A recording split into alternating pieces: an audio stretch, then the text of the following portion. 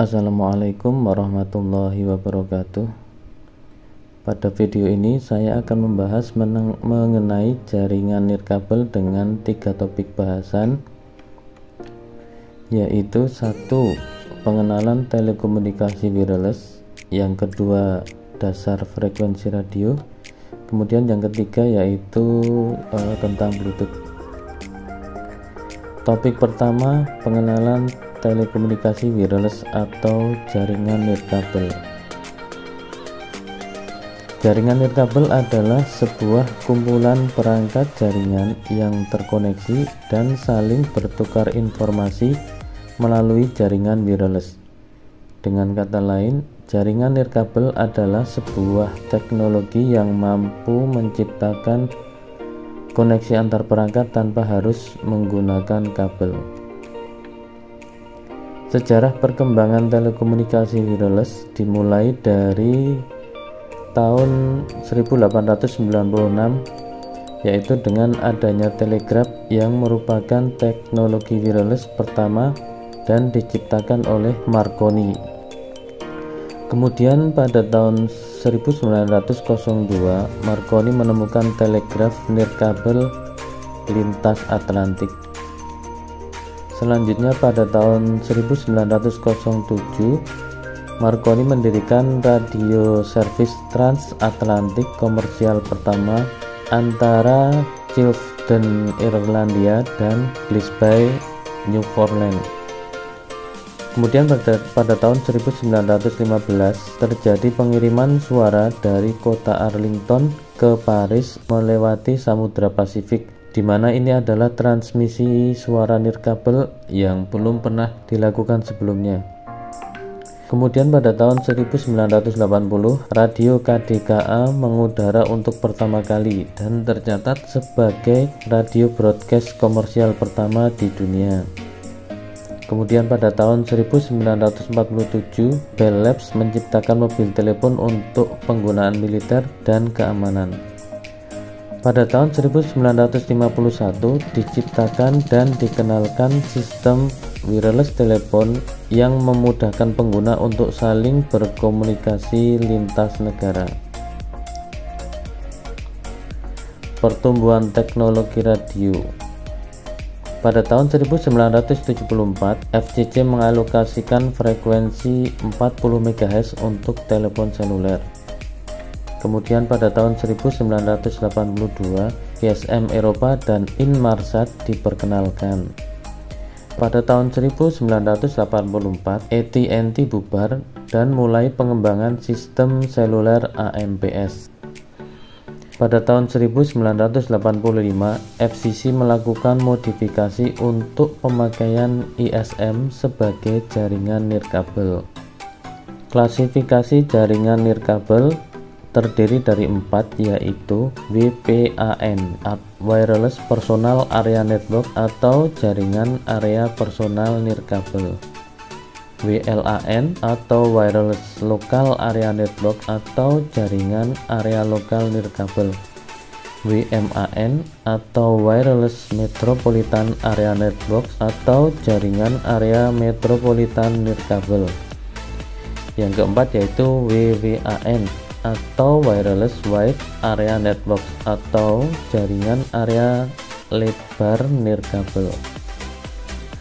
Perkembangan jaringan seluler dimulai dari generasi pertama atau disebut first G, di mana teknologinya masih analog.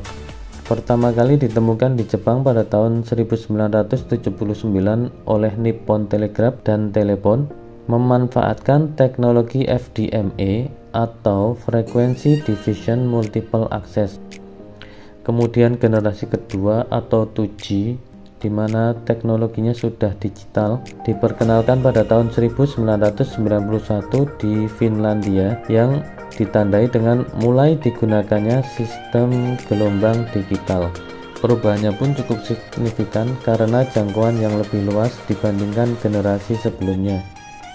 Kemudian generasi ketiga atau 3G pertama kali ditemukan pada tahun 1998 dan diperkenalkan tahun 2001 di Jepang dengan berbagai peningkatan untuk memberikan kualitas jaringan internet yang lebih baik. Kemudian generasi keempat atau 4G pertama kali ditemukan pada tahun 2008 dan dikomersilkan di Stockholm, Swedia, Oslo, dan Norwegia pada tahun 2009. Yang terakhir yaitu generasi kelima atau 5G. Pertama kali dikembangkan pada tahun 2019 di Korea Selatan dan mulai beroperasi secara komersial di seluruh Indonesia sejak tahun 2021. Kemudian topik yang kedua yaitu dasar frekuensi radio. Frekuensi dan panjang gelombang.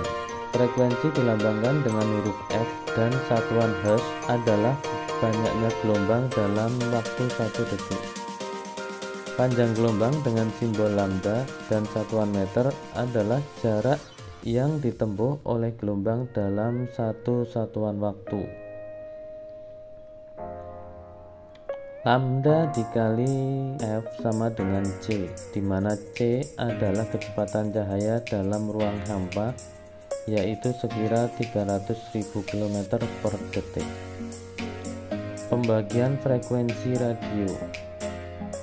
Standar pembagian frekuensi dikeluarkan oleh International Telecommunication Union atau ITU, di mana pembagiannya yaitu LF, MF, HF atau low frekuensi, medium frekuensi, dan high frekuensi. Kemudian ada VHF, UHF, SHF, EHF, dan THF. VHF yaitu very high frequency, UHF yaitu ultra high frequency, SHF super high frequency, EHF extremely high frequency, dan kemudian THF yaitu tremendously high frequency. Frekuensi hopping split spectrum. Jamming dilakukan menggunakan frekuensi yang sama yang lebih kuat dengan tujuan untuk menginterferensi. Frekuensi hopping yaitu frekuensi yang digunakan berganti-ganti, loncat dari frekuensi satu ke frekuensi yang lain. Frekuensi hopping split spectrum. Jamming dilakukan menggunakan frekuensi yang sama yang lebih kuat dengan tujuan untuk menginterferensi. Frekuensi hopping. Frekuensi yang digunakan berganti-ganti, loncat dari frekuensi yang satu ke frekuensi yang lain. Teknik ini diciptakan oleh Hedy Lamarr dan populer digunakan untuk komunikasi militer karena membuat transmisi sulit dideteksi dan hampir tidak mungkin terjadi kegagalan. Direct sequence split spectrum. Direct sequence split spectrum. Banyak sinyal dikirimkan dalam satu frekuensi. Antar sinyal dibedakan dengan kode yang berbeda.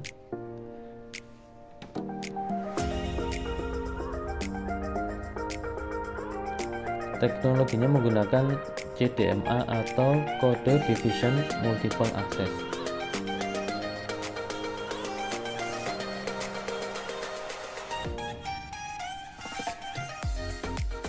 Karakteristik frekuensi. Hilangnya daya seiring bertambahnya jarak. VHF, LF, dan MF bands radio wave follow the ground atau mengikuti lengkungan bumi.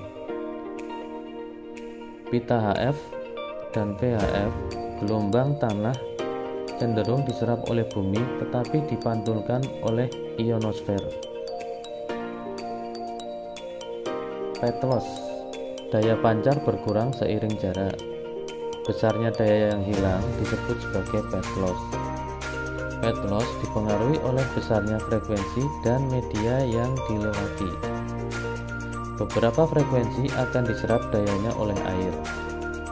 Beberapa frekuensi bisa melewati air, tetapi terganggu oleh perangkat elektronik yang lain.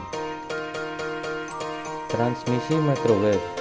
Karakteristiknya yaitu frekuensi yang digunakan di atas 100 MHz dan menggunakan antena parabolik.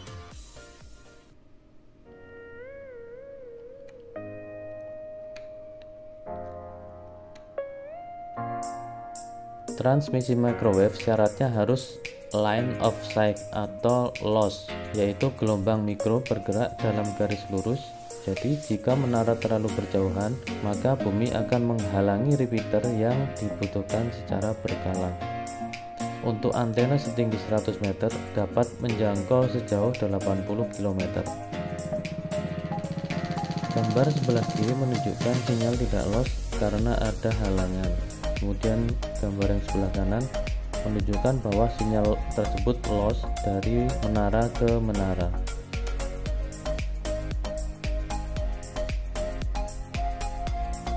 Berikutnya adalah multipath fading. Dikarenakan perbedaan media atau terjadinya refleksi, muncul beberapa pecahan sinyal yang sampai ke antena dengan kecepatan berbeda. Sinyal berbeda-beda ini menimbulkan efek multipath fading. Sinyal ini akan merusak data yang dikirimkan. Kesimpulan tentang transmisi microwave.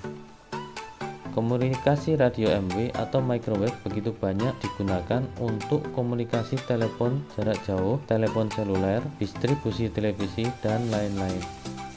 Dibanding fiber optik dan jaringan kabel, microwave memiliki kelebihan yaitu lebih mudah karena cukup memasang 2 buah tower di setiap 50 km, dan juga lebih murah dibandingkan harus menarik kabel fiber optik atau kabel tembaga dan menanam di tanah yang membutuhkan biaya lebih banyak.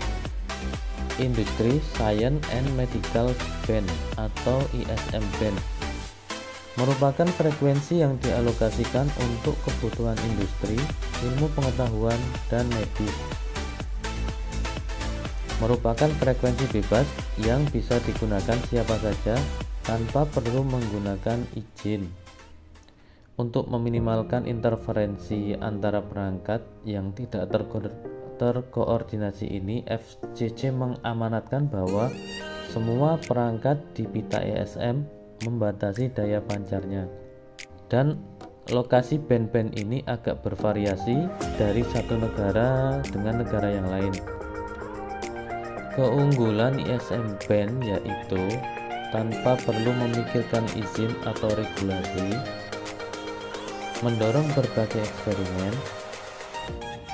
range luas, tidak dibatasi, dan mungkin diperluas sesuai kebutuhan.